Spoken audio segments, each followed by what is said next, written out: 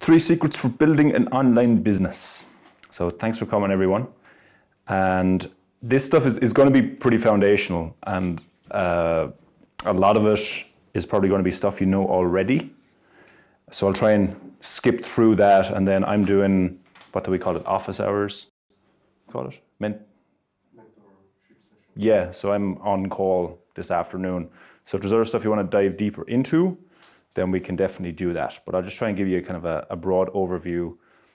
And this presentation will include a painting from 1888. It'll include a cute hedgehog and some sandwiches. Not real sandwiches, just pictures of sandwiches. Okay, so my name is Niall, and just to give you a quick little bit of background, because I didn't really do that yesterday. I look like that, and I'm from Ireland. And for the last 7 years, I haven't had a real job. I've mostly been traveling around the world. I spent 4 years traveling around the world without flying. So this was in India, in the Amazon, in China. Everybody was looking at me funny. This is in Colombia, Bangkok, Nicaragua, and that's the route of my round the world trip. So did 44 months, 37 countries without taking any airplanes. And the reason I've been able to do all that the last 7 years is because I work online. This is me at airport in Lisbon. You took that photo, didn't you? Yeah. So I can get work done from anywhere, at an airport, on a train in Ireland, where I actually realize I'm wearing the same top in both of those, and the same color top right now. I like that color. But this was me about 8 years ago. I don't know why I have an elastic band on my face, but I think it kind of represented how I felt about working in an office, 9 to 5. This is my last real job, which actually wasn't too bad, but didn't really like being stuck in a cubicle all the time, having to ask permission to take an afternoon off, and you always got to go there to get work done. They want to see you at your desk.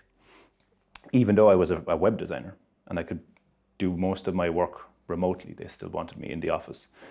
So decided I wanted to do something a bit different, and around that time, this is back in 2010, I saw people like this.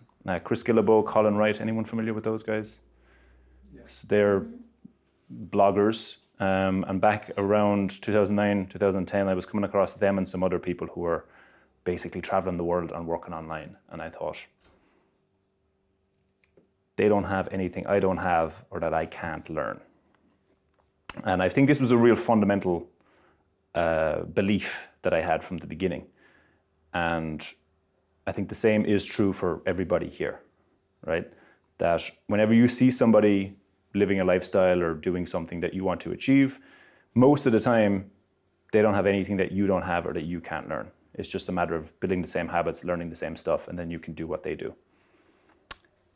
So I'm going to show you, this is basically what I'm going to show you in this presentation is kind of a quick version of what I teach in an online course I have to help people build their first online business.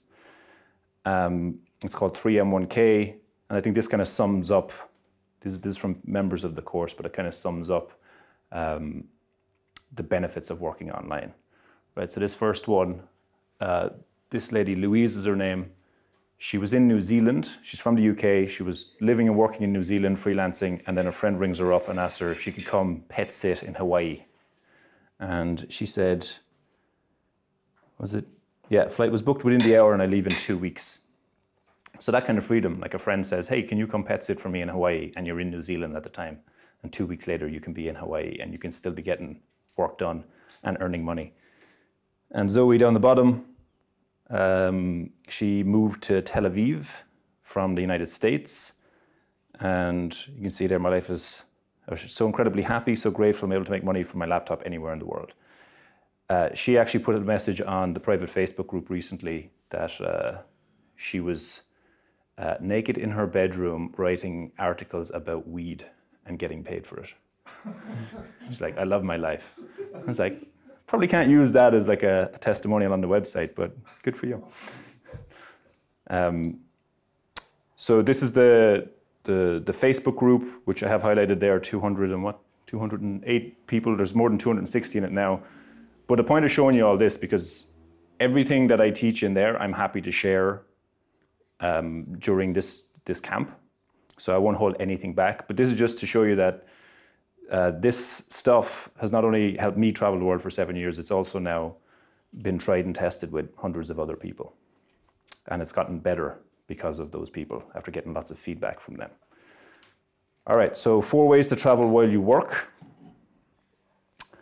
You can save up and take the leap, which is pretty much what I did. I saved up about 10 grand and then quit my job without really any plan and just kind of figured it out over that first year. You can build your business on the side before quitting your day job, which is a much safer way to do it. You can find a job that lets you travel. So that's RWA there stands for Remote Work Agreement.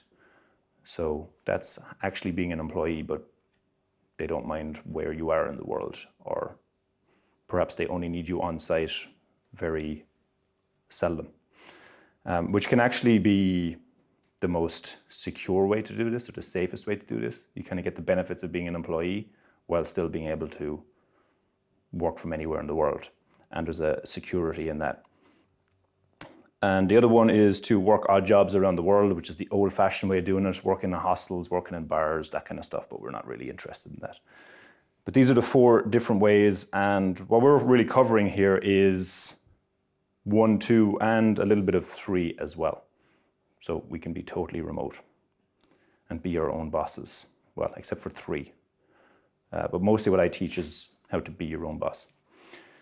So we're going to cover these 3 things: how to find a profitable skill for making money online, how to develop that skill fast, and how to find your first clients within a few hours. Now, again, I know for a lot of you here, you're already familiar with this stuff, so we'll try and go through it fast. And if you have questions as I'm going through it, just throw up a hand. We can dive into stuff as needed. All right, so how to find a profitable skill for making money online. You need 2 things to build an online business. First is a valuable product or service that people are happy to pay for, right? A valuable product or service that people are happy to pay for. That's the one of 2 things you need to build a successful online business, and we'll get to the second one later. Now, we're going to talk mostly about freelancing here today, because again, this is more foundational stuff. Not talking about products. Ben, I know you do Amazon stuff. I've always considered that kind of thing, like selling products online, having a product-based business as opposed to selling a service, which is freelancing. But I always considered the product stuff to be more like the next level, right? Because freelancing is usually a much easier, faster way to start making money online. When you want to build a product business, which I've built this course, which is essentially a product. There's a lot more to that, and you need a lot more diversified skill set, and you usually have to put in a lot of time and effort up front before you start making money. Whereas with freelancing, you could literally be making money. You could decide this week, I'm going to do this, and if you already have a bit of the skill, you can be making money this week, next week. But if you have to learn the skills, if you really feel like I don't have any skills to make money online, well, then there are a whole bunch of skills that you can learn good enough in 90 days or less to start making money online. So here's 14 of them, which is by no means a comprehensive list, but just to give you an idea. So you can see writing, which is one of the easiest ones for native English speakers. And often that goes into copywriting. You can kind of evolve into a copywriter, whereas you can make big money as a copywriter. But you can see there's ads, Google ads, graphic design, video editing, translation. And again, all of these particular skills, assuming you have some kind of talent for it, some people can just pick up programming concepts pretty easily, for example. Then you can learn these skills or one of these skills good enough in 90 days or less that people will actually pay you good money to do it, and you can make a living and don't have to stay in one place. Okay, so if you wanted to pick a skill, you weren't sure which one to focus on, there's something I created called the hedgehog method. Don't ask why it's called that. It doesn't really make sense. But I'm not going to go into it very much now. But this is basically the concept. So if you're not sure what skill you could do to start working online, you find the intersection of these three circles. Right? So starting at the bottom right there, something there's an established online market for. You want to make sure there's people online that are happy to pay you to do whatever it is you decide to do. I have an article that I can send to you that really dives into how to figure that out and figure it out quickly. The bottom left, something, actually no, let's go to the top. Something you enjoy doing or at least don't hate. I think a lot of people get caught up thinking that they need to find their passion to build an online business, which I think is a trap, because most of the last 7 years I've earned a living as a freelance web designer. But I don't love web design. I like it. And that's enough really, because it gives me the freedom to work from anywhere in the world. It gave me the freedom to travel 4 consecutive years. Well, I guess 7 years now, because I haven't really stopped. So I don't love freelance web design, but I love the freedom that it gives me, right? And because of that, I don't mind sitting down to put in 4 hours or 5 hours on a client project, because it's going to make me money that allows me to do whatever I want. So don't hold out for something that you absolutely love, that makes you jump out of bed in the morning. And bottom left, something you could do or learn to do better than most people. I kind of touched on that. So something you kind of have a talent for.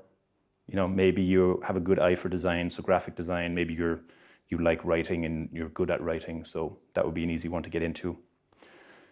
And then the intersection of those 3 circles is what you should focus on.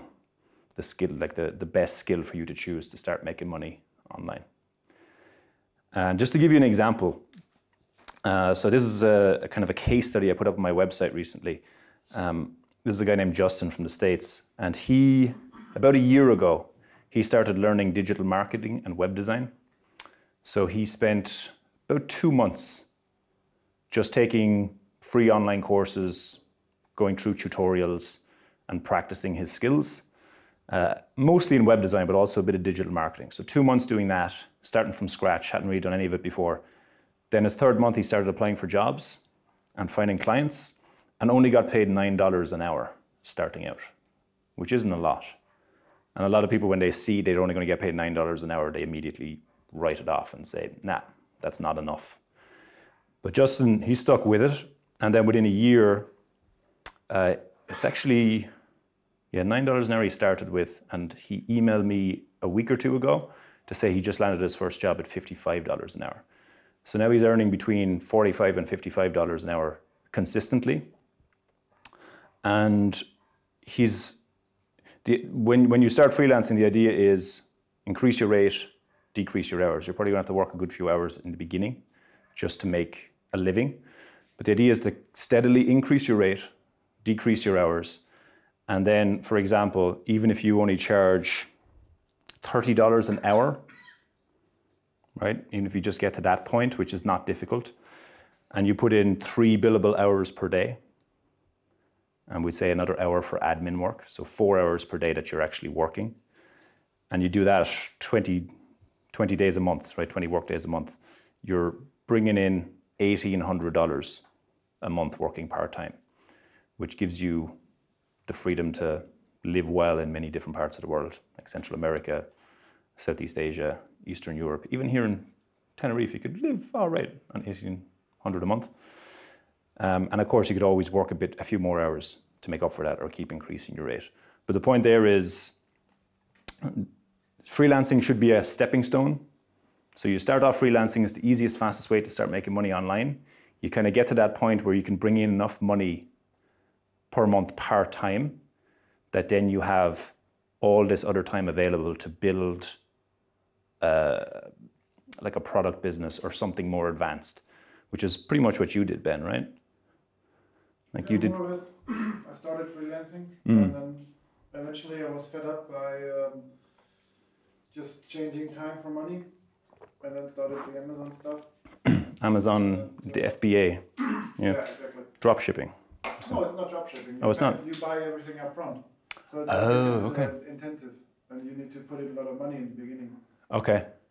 Yeah. But eventually, I mean, for now, this morning I worked for 1.5 hours, finished off everything that's really necessary, and if I want to go swimming all day, I can do it now. Yeah.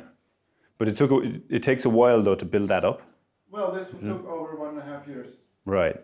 Yeah. So if you wanted to earn money like fast, Then probably not a good one to get into. Then it's the worst thing you can do. Yeah. Yeah. And most kind of product-based businesses are like that they're going to take a few months, if not years, to pay off. So what you want to do is have a steady freelance business to fall back on that you can earn money doing that, right? And that's always there. You know how to go and find new clients and bring in a few thousand a month and still have time then to work on your other business, which is similar to what I do with my course that I built. Started building that about 2 years ago. And because I can charge $80 to $90 an hour as a web designer, I have the freedom to pour a lot of hours into that every week, every month, because it's still not like a sustainable business for me. It's more like a labor of love. But because I have the freelancing, I can do that. Okay, so that was number one, how to find a profitable skill for making money online. Didn't go deep into it, but again, that hedgehog method is on my website, and it's something you're better off actually sitting down and going through yourself anyway. And it'll tell you how to evaluate those 3 circles and find the intersection. All right, secret number 2, how to develop that skill fast. So you pick a skill, how do you develop it fast? And I'll just read out this here. So a lot of people, they figure it'll take too long, it'll take several months or even years to become good enough at a skill to charge a good rate. And that assumes that you need to be better than the client at a particular task before they'll pay you to do it. But often you don't, right? So just to put that another way, a lot of people kind of rule out working online because they didn't go to university for anything technical. They don't have a degree in something. They're not good with computers, okay? But again, you can learn this stuff pretty fast. And you don't need to be better than the client at something before they pay you to do it. So a lot of people think they need to become an expert, but that's not the case. So to give you an example, this is where the sandwiches come in. If you go to a sandwich shop, right, and you pay someone to make you a sandwich, right? Who here has done that? Put up your hand if you've done that. You've paid for someone to make you a sandwich, right? So everybody has done that, but usually, like that's something you could do yourself. Everybody can make a sandwich, right? And quite often when you go and buy a sandwich and you pay quite a bit of money for it, you're thinking, well, I could have made it cheaper myself. I could have bought the ingredients, I could have made it cheaper, I could have made it better. But yet we're still happy to pay someone to make us a sandwich, right? And that's because, why do we do that? Too lazy? Yeah, it's convenience, right? It's convenient just to get someone else to do it. So the exact same principle applies to working online. Like even if you're not an expert at something, there's a lot of work that people will have you do because they don't have time to do it themselves. So his time is less valuable than yours, right? So it's cheaper. Yeah. You spend time doing sandwich and yeah, you can spend time designing for 80 euros an hour. Exactly. It's expensive sandwich, right? right, yeah, depends how good that sandwich is. But this online course that I run, I have an assistant that helps me with that. And she does things like, we post every day in the private Facebook group. Every day kind of has a different theme, so she posts every day in there. We send out a weekly email and she creates a template for that for me, so I can just go in and write the email. I don't have to worry about the kind of setup of it and the technical side of it. And then she sends that out to the mailing list. So she transfers it over to the software and makes sure all the formatting is good and sends it out, right? So she does all of that and I pay her $20 an hour. Now, if I can get her to do that at $20 an hour and it saves me even half an hour, maybe I could do it twice as fast, but it's still worth paying her because again, I can charge $80, $90 an hour as a freelancer, or I can spend that time increasing sales to my course, doing marketing for my course, right? So I'm happy to pay her to do stuff that I could easily do myself, but it saves me a lot of time. So there's two different types of tasks the client will hire you to do.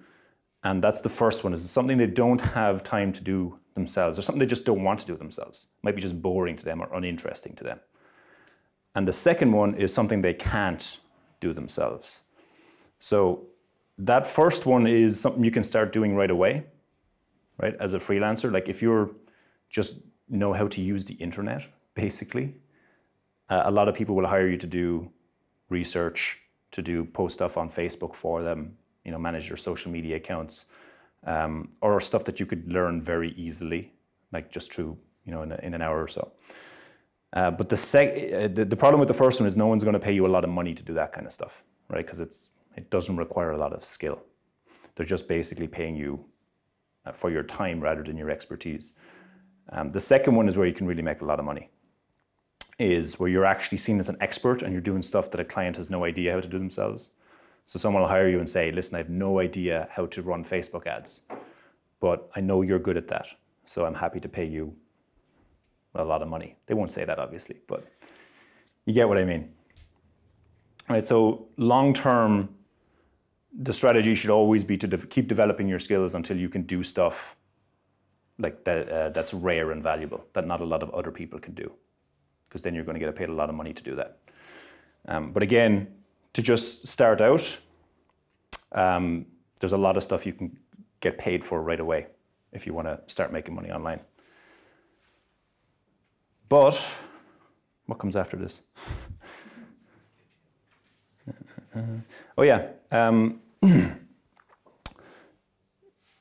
So that second thing there, the second point I made, let's go back to that. So stuff clients can't do themselves. I just want to give you an example of how easy it can actually be to develop skills like that, right? You don't have to go away and spend months and months or years and years and take endless courses to become an expert at something.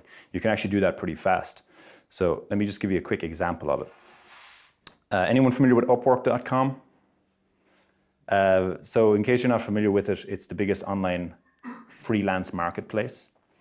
So it's a site where people come along and they'll post jobs like this. I need a talented copywriter for product descriptions. Okay, so you can see there, they basically want someone to write descriptions for Amazon, I think. I don't think they mentioned Amazon. But you know on Amazon, when you go on there and it has like a bit of text describing the product, this person wants to hire someone to write that kind of text for the products they have on Amazon or wherever they have them. And there's different ways to evaluate a job on Upwork, but this one is worth applying for because the client doesn't have any reviews yet, but they've already spent some money on there. They paid an average of $35 an hour. They have a 67% hire rate. I actually just published a post earlier this week with the flags you should look for, red flags and green flags on these job postings. So you can check that out to make sure you're applying for good jobs on there. But let's say that you've never written a product description before. Let's say you come across this and you're like, yeah, that sounds good and the pay is good, but I've never done that before. Right? Now, a lot of people will just immediately rule that out and they'll move on to something else that they already know how to do. But let's say you want to give this a shot. How would you get good quickly at writing product descriptions? Any ideas? How would you go about figuring out how to do that? Just look at another description.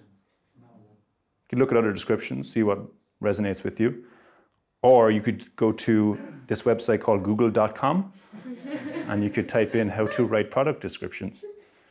All right? It's a good website. Yeah, it's up and coming. So if you do that, you get back results like this, right? 7 simple steps to writing product descriptions that sell. How to write product descriptions that make money. Right, so if you went and did this, looked this up, and you opened up a few of those results, you get results like this.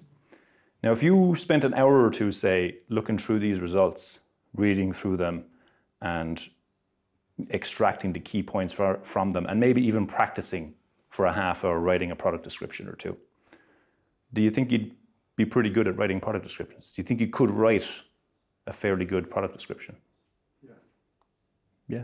I think you could, unless you're, terrible at writing and you just don't like writing. But aside from that, you could probably do a pretty good job of it, right? And then you could go back to this job or a job like it, and you could write up 2 or 3 samples. You could like pick random products on Amazon and write up samples for them, attach them to your proposal here and say, this is the kind of stuff I do. Is that what you're looking for? I could do the same for you. And now you've not just told them you can do the job, you've actually shown them, right? So for them, there's a lot less risk because they know you can deliver. And if you do that, you have a pretty good chance of landing this job and getting paid $35 an hour, right? And that's without being an expert of any sort. You just spent a couple of hours practicing and looking up the information, the right information. So it doesn't have to be any harder than that. But what most people do is they see a job posting like that, they don't immediately know how to do it. It's like, I've never done that before. And then they just write it off and they move on, look for something else. They look for something that they already know how to do. But if you don't do that, if instead you actually do what I just described, you can very quickly start earning good money online. And the way to think about that, to really simplify it, is the ability to figure stuff out. I think if there's one skill you need to build an online business, whether it's freelancing or anything else, it's the ability to figure stuff out. And when we come from 9-to-5 jobs, right, and even school, we're kind of trained constantly to do what we're told, right? We're kind of given exactly what we need to do. This is the test, this is the questions that are likely to come up, this is the type of answers you need to give. You never really need to figure stuff out. And then when you go to a regular 9-to-5 job, it's basically tell me what to do and I'll do it. Okay, they're not all like that, but the kind of, boring office jobs are very much like that. And the hardest part, I think, for a lot of people when they start working for themselves is nobody is telling them what to do anymore. And you have to figure stuff out for yourself. And you can find blueprints and you can kind of find step-by-step instructions on how to do different things, but still a lot of it comes down to figuring stuff out. And that's very much a skill, right? Figuring stuff out. So if you feel like you're not very good at that, it's something you can get better at. My freelance web design work, I mostly get paid to figure stuff out.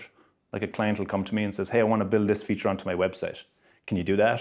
And I'm like, I'll figure it out, right? And they trust me now that I can do that because I've gotten good at figuring things out. I can sit down and I can say, okay, what's the end result they want to achieve? What are the constraints we're working with? What's their budget? How many hours can I put into this?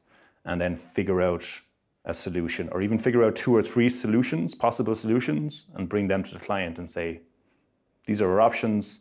Here's what I recommend. This is how much it would cost. Here's a cheaper option. Here's a more expensive option, for example. Now, if you could do that type of stuff for clients, they're going to love you because you're doing the hard thinking for them. Like one of the worst questions you can ever ask a client is, now what? What do you want me to do now?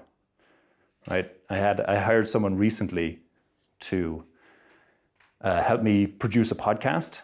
So I would record the podcast and I'd send it to them to like add intro music, add outro music, clean up the audio a little bit.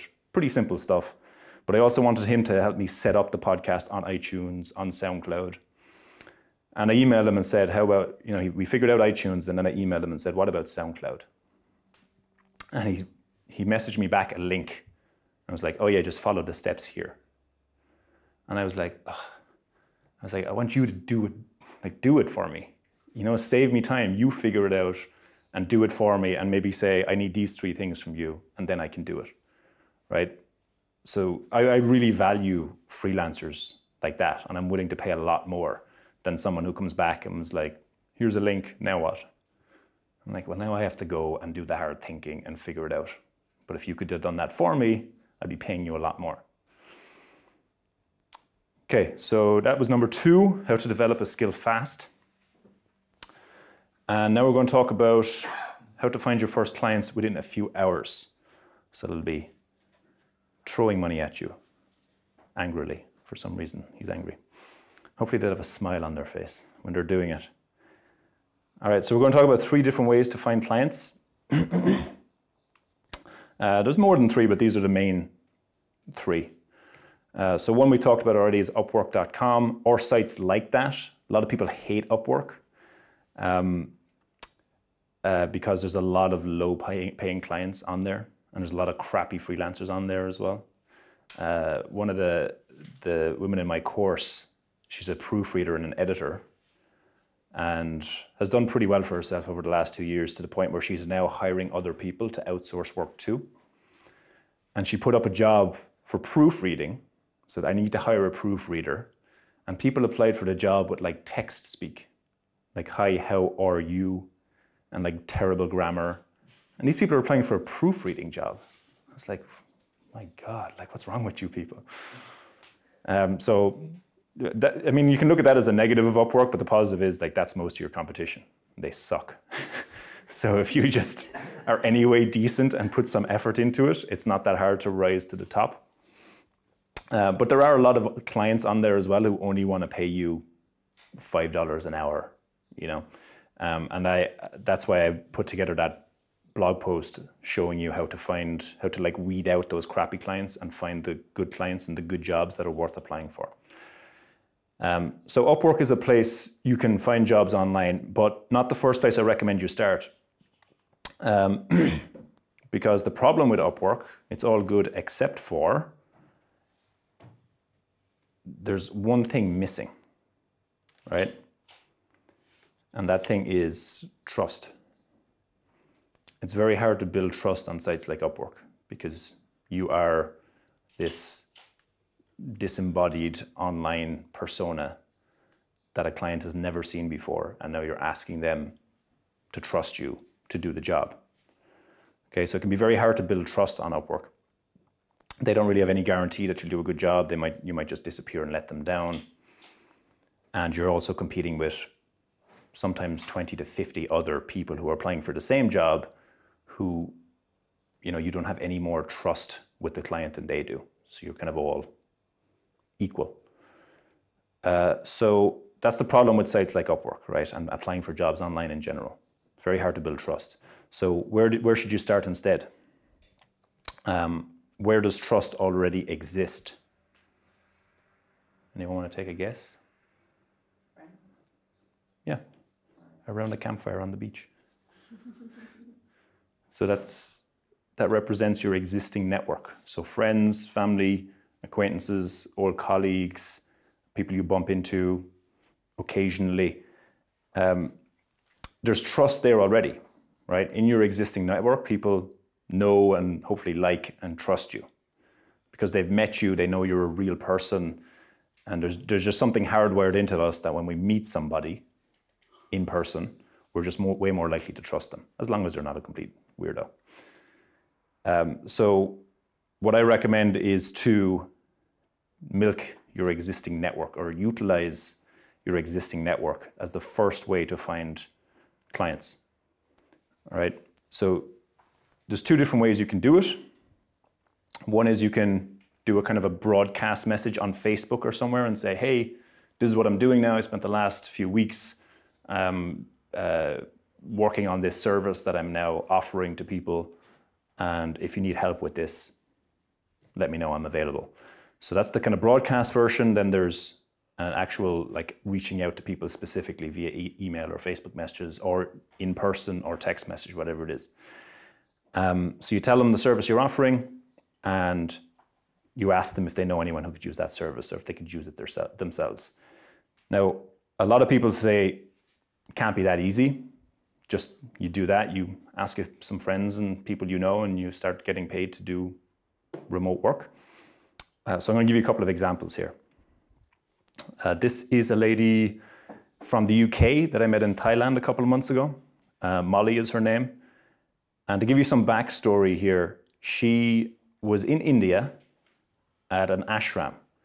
And she had arranged to stay at this ashram and they were going to give her room and board in exchange for doing, like helping run the place, basically.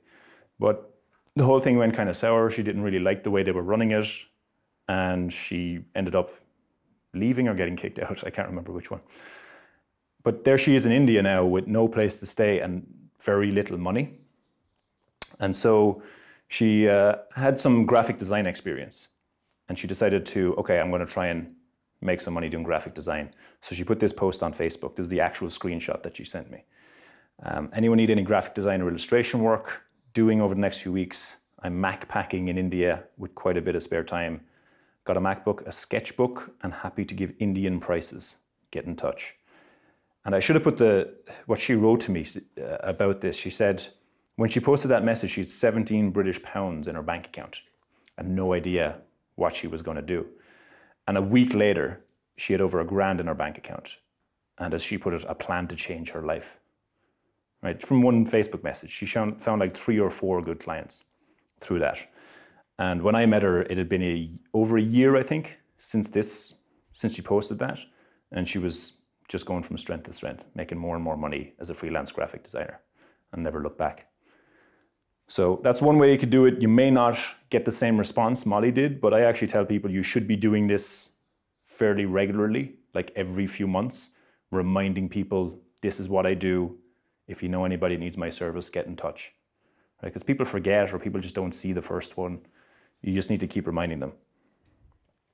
And this is another example from a guy in my course, Carl. He's also from the UK. So he's a writer. He's actually a very good writer, but has never made much money from it, and started reaching out to friends and acquaintances by email. He made a list of 100 people that he was on good terms with, which is actually an important point. You don't just want to email people and be like, hey, I know I haven't been in touch for 6 years, but now I need your help, right? You don't want to do that. You want to be like only reaching out to people that you're on good terms with and in frequent contact with. And if there's not many people like that, you need to make it a habit to check in with someone every day, that someone you don't need anything from, at least not yet. Just to check in and say, how are you doing? What's going on with you? You know, and people you want to stay in touch with, but you mightn't have been doing it proactively before. So the more, a friend of mine likes to say that the people who win in business are the people with the best relationships and the most relationships. That business is a game of relationships. So you want to build them up and you want to be consistent about that. So Carl had a list of 100 people and he emailed them out. He started emailing all of them, asking if any of them needed writing work done or knew anybody that could use his services. And he said there that second paragraph, I'm only halfway through my list of over 100 people. So far it's yielded 2 definite jobs and quite a few recommendations. And I think that was within the first day that he was doing that. So very quickly he was able to find clients. And I'm sure more came out of that as well, as just more time went by and more people got back to him.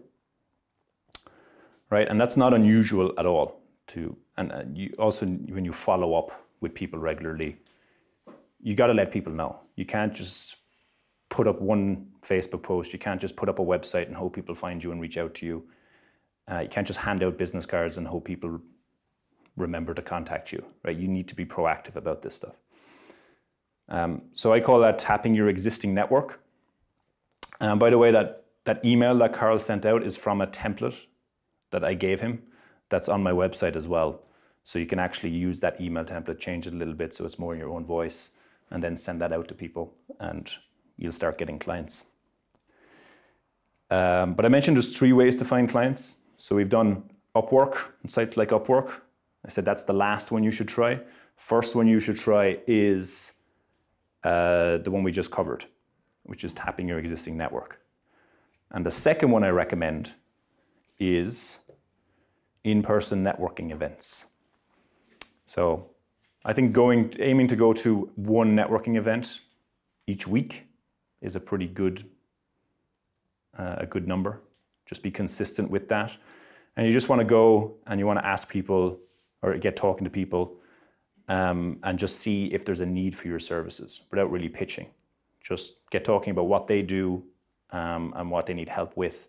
And then if it turns out there's something you can help them with, you ask them the magic question.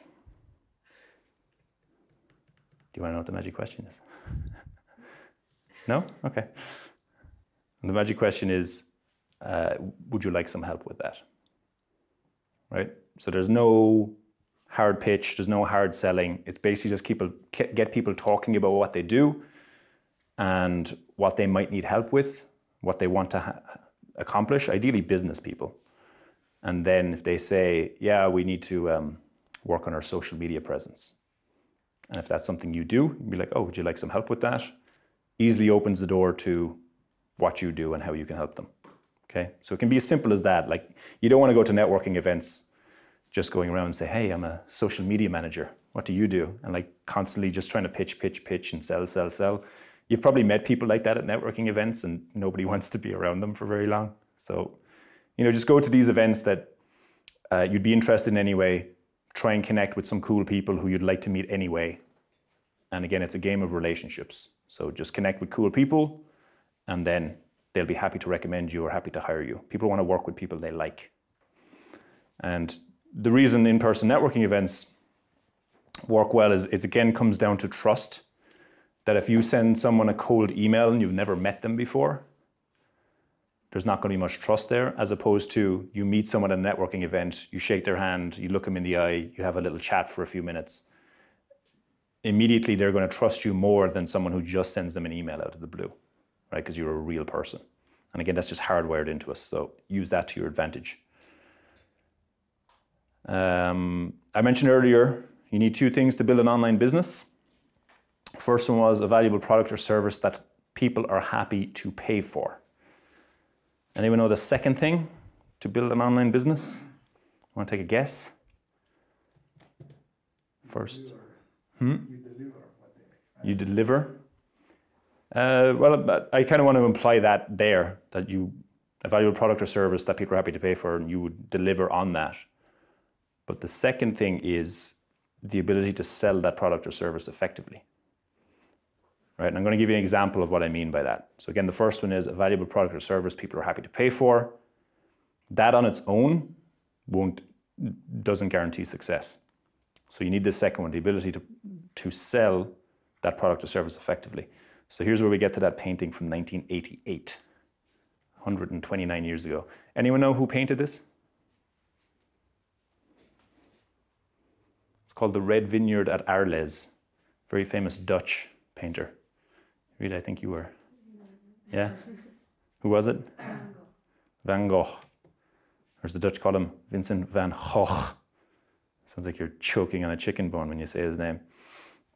So he painted this in, it's actually a fascinating story, Van Gogh. He killed himself around 40 years of age, and he'd only started painting 10 years earlier. And in those 10 years, he produced 900 works of art, right, which was pretty incredible. I mean, it'd be incredible nowadays, but especially back then. And he was broke the whole time.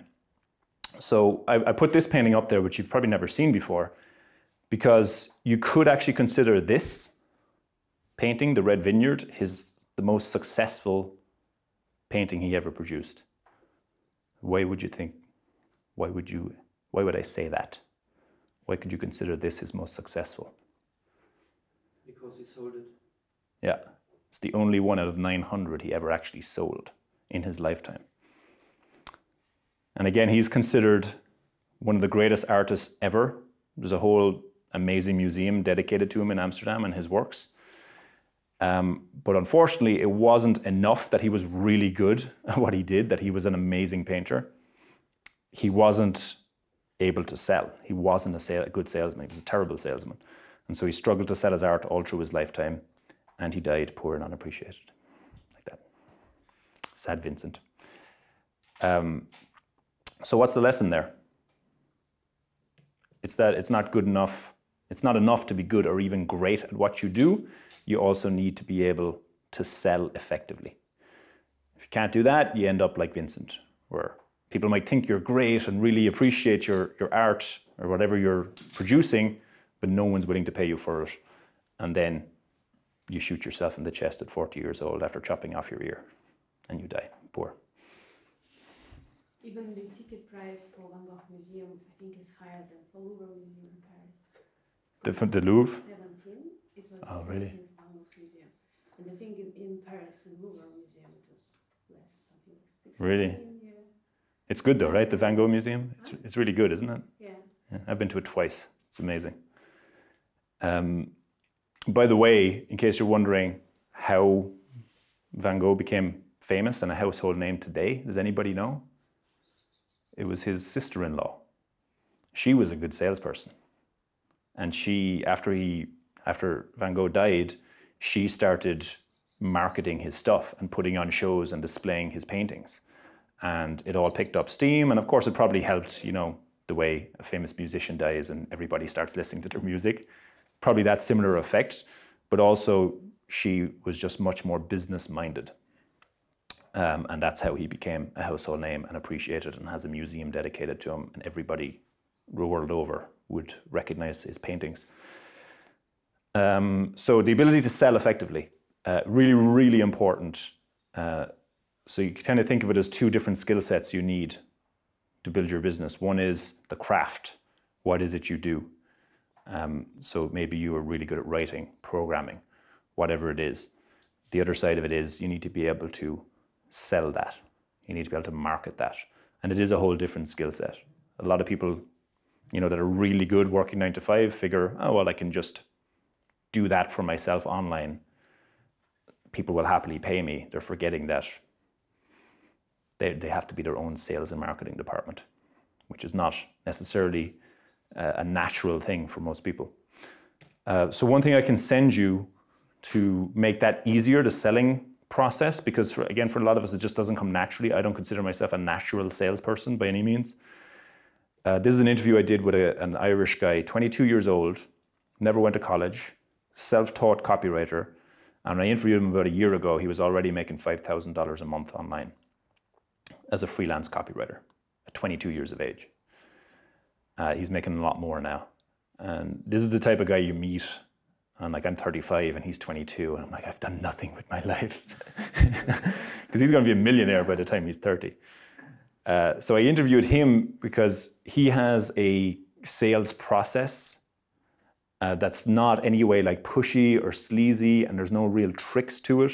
It's just a real honest way to get from, okay, you're somebody who needs help with their business, to you want to hire me to help because I can really make a difference here. I can make an impact here.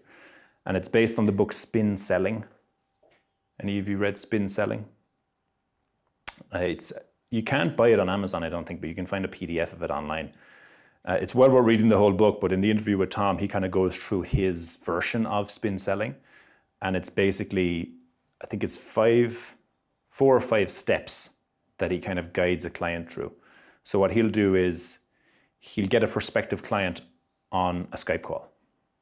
And then he will go through this series of questions and discovery about their business and see if there's a good fit there. And then it kind of becomes automatic, the sale, when he goes through this process.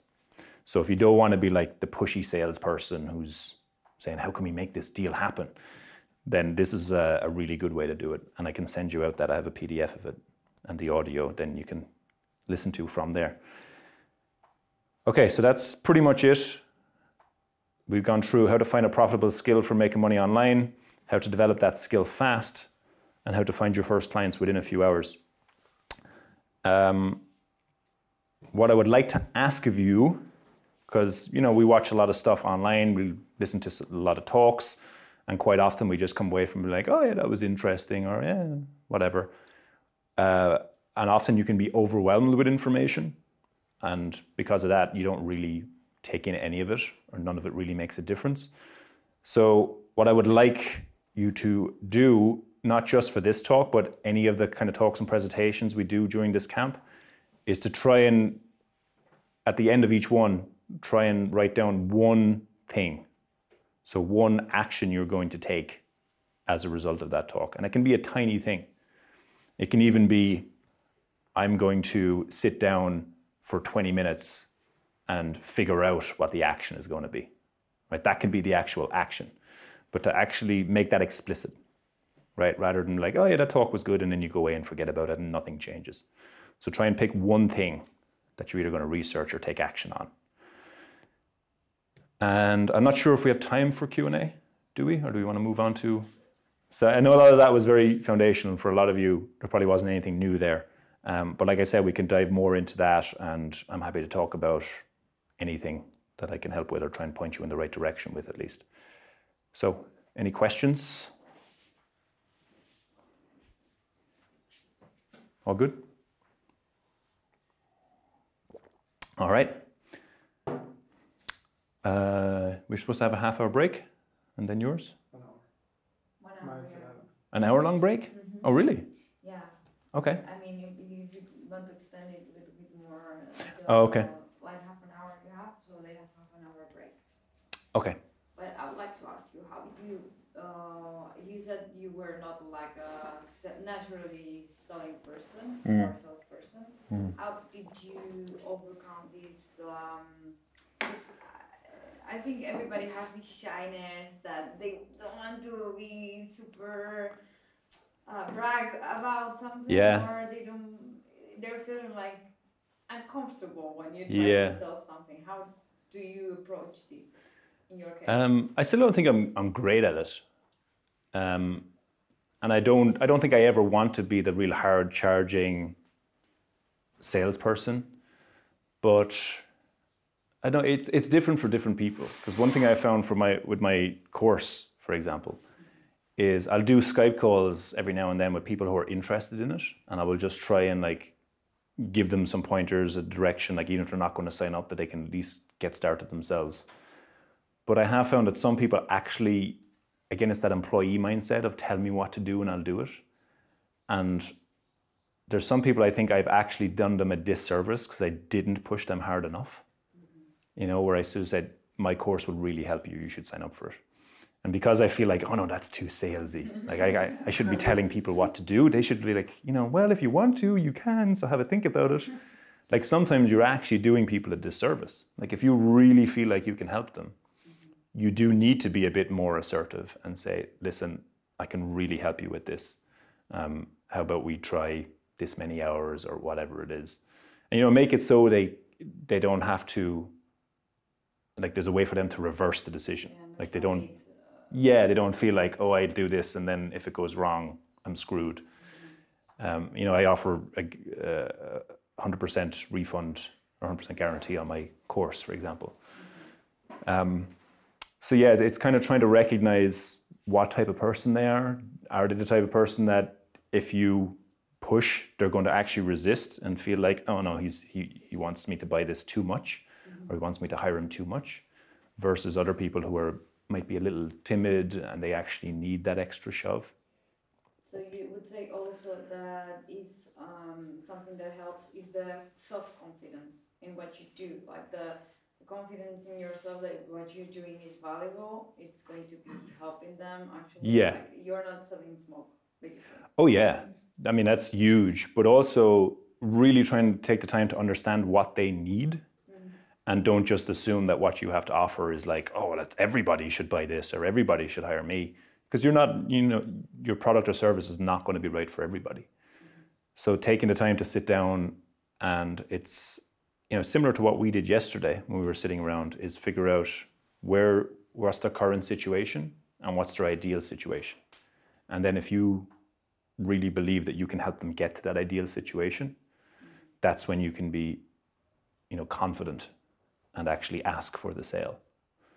And now asking for the sale doesn't have to be, so when can we get started? You know, it doesn't have to be this kind of like assumptive close that a lot of people talk about, because I think people see through that.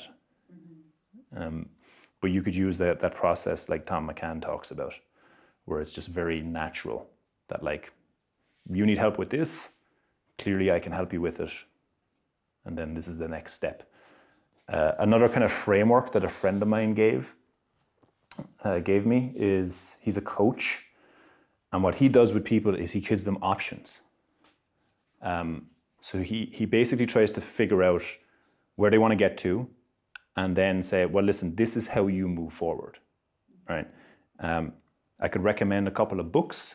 Like if you have a low budget, you can't really afford to invest much in this, I can recommend a couple of books that I think will help you.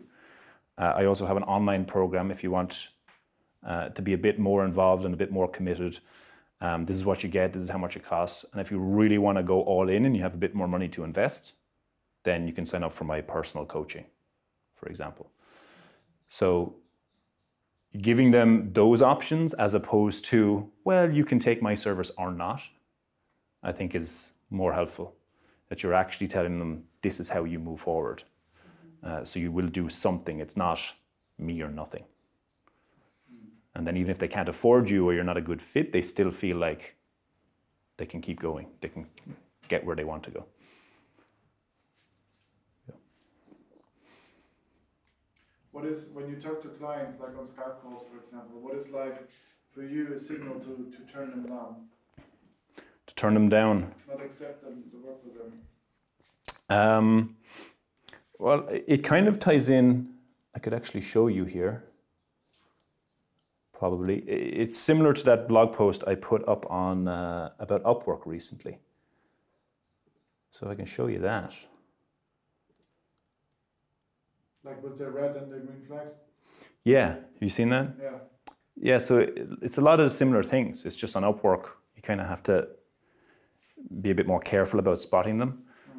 But let me bring that up because I think that would be Because helpful for one people. example, I told you guys yesterday, I started to like just out of the blue trying to figure it out on Upwork and was offering a service for Amazon sellers in the UK or in the US to get started in Germany. Okay. I think makes total sense because it's like the second largest Market. marketplace after the US. And I have one client or potential client from that is already selling in the UK, has been in the business for 20 years and selling like to all kinds of stores and wants to improve his presence on Amazon. And I had a good talk with him and now he's not replying or just like briefly, yes, I will let you know, blah, blah, blah. Right. And eventually I will probably turn him down because if it starts like this, I think it makes no sense to waste my time on these kind of people. Yeah. They don't really want to focus on things. I would agree. If they're hesitant like that at the start, that's definitely not a good sign. Now, I mean, sometimes it's worth following up with people like that because you never know what's going on in their life. You know, you never know what came up. So it could be a genuine thing, but yeah, generally it's not a good sign. Do you have a kind of a system to follow up with people? Or do you just try and like remember to check in with someone?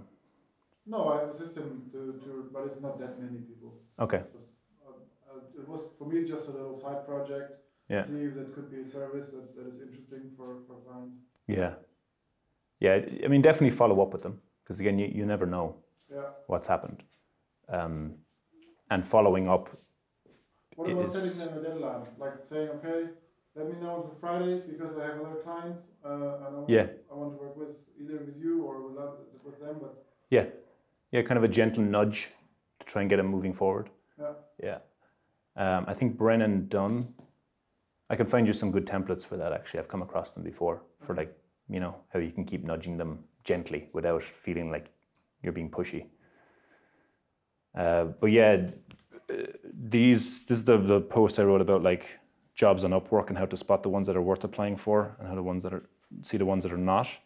So the first flag, as I call them, there's like 5 different signs or signals or flags, is the money flag. And I think with any client, this is the fastest thing to check for. The question you want to answer is, are they willing to pay for quality? So you really want to determine that fast because there's no point spending 2 hours on the phone with them, figuring out what they want, and then quoting them, and they're like, oh, I can't afford that, right? You've just wasted 2 hours. So one of the things I've taken to doing when someone emails me for a quote on a website, I'll immediately come back and say minimum price is $1,000. And now if they'd given details, I'll put a range, right? But you want to immediately kind of set that expectation. So they're not thinking, oh yeah, website probably costs $200. And then they email you and you don't talk about price for a while. And then you're just wasting everybody's time. So that's the quickest, easiest thing to check for. And you should be doing that first. So, and it's not just about saving yourself time, you're also saving them time. Like if you're not in their budget, they need to move on and find someone else. What's the second one? The pro flag. So what the question you want to answer there is, does this client seem professional? Do they seem like someone I would like to work with? And you check that on Upwork in these ways, but in general, it's like, you know, are they a business? Usually you want to work with businesses because businesses understand return on investment and they don't see you as a cost or an expense. They usually see you as an investment because you're going to help their business. You're going to save them time or make more money. So businesses generally understand that, or they should, more so than someone who wants, oh, I really like cats. I want you to build me a website about cats. Like, they're not going to be a great client because they're just going to see you as an expense. So you want to check that, like how are they in emails? Are they respectful? Do they have a clear idea of what they want? These are all things that tip you off to whether or not they'd be professional, someone you want to work with. Next one is newbie flag. This is worth checking whether on Upwork or not. You basically want to know if this is their first rodeo. Like, have you ever hired someone to build a website before? Have you ever worked with a graphic designer before? Have you ever hired a programmer before? Because if they have, they kind of know what to expect. Whereas if they're completely new to this, not that you shouldn't work with them, but you need to understand that it'll probably be a bit more of a learning curve and you'll have to set expectations a bit more clearly. The snowball flag. This doesn't so much apply if someone's coming to you asking to work with them, but on Upwork, it's what are the odds of getting hired for a job? I'll show you an example here, a bad example. This job on Upwork, over here, they've posted 13 jobs. They've only hired 54% of the time, so half the time. And already down here, 50 people have applied for the job. So all things being equal, you have a 1 in 100 shot at best. Not at best, but you know, they're hiring 50% of the time. They have more than 50 proposals. Now, a lot of those proposals are probably crap, so you could stand out. But after, if you've ever posted a job on Upwork yourself to hire somebody, you pay close attention to the first 10 or 15 proposals that come in, and then you just don't really pay attention because there's too many of them. So if you're not in there quickly, your proposal probably isn't going to get seen. So that would not be a good one to apply for. And it's called a snowball flag because, you know, snowball's chance in hell. You know that expression? Do I have a snowball's chance in hell of getting hired for this? Location flag. This is something you want to look at as well as a freelancer on Upwork or not, is what time zone is the client in? If you're in the UK and they're in New Zealand, you know, you're going to be sending messages back and forth, like with hour-long gaps before there's a response, which can be fine. I actually have a client in New Zealand and it works fine because he's not like in a rush to get stuff done. But it can be a problem if the client kind of needs you to be on call and wants to jump on Skype with you every now and then, or wants to do like Slack chat or something like that. And also, of course, it can be a problem if they're they're not native English speaker, or if they're from a very different culture, where they might have different expectations of freelancers, how many hours you work. They might treat you as an employee rather than a freelancer or consultant. So you want to keep an eye out for those things. And again, not that you shouldn't work with people from different cultures and who don't speak native English, but it's just another kind of a flag to be aware of. So yeah, those are the things to look for. Oh, and I have false flags in here as well, which are basically some things that freelancers get very excited about but don't really mean anything. I'll give you this one. So a client promising you more work in future is a false flag. Like, look at this guy. Competent original content writer required for a tarantula website. I'm looking to build a long-term relationship. And I wrote there, I bet you say that to all the girls. Right, so whenever you spot a client saying that, like, oh, you know, I'm only paying a little bit now, but if we do good on this job, there'll be a lot more work for you in future. Generally, those are the clients who will never give you more work in future. So that's a false flag. I did that last week from other perspective. Did you? I said, I'm looking for a long-term relationship. If you Is this on a job or on Tinder?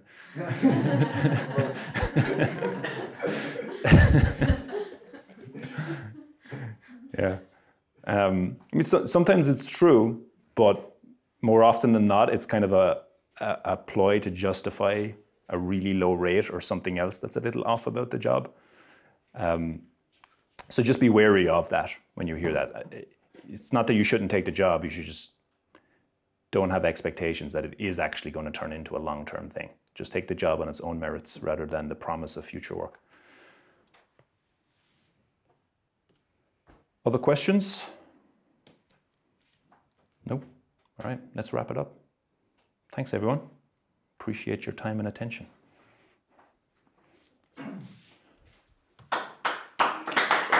Oh, thanks.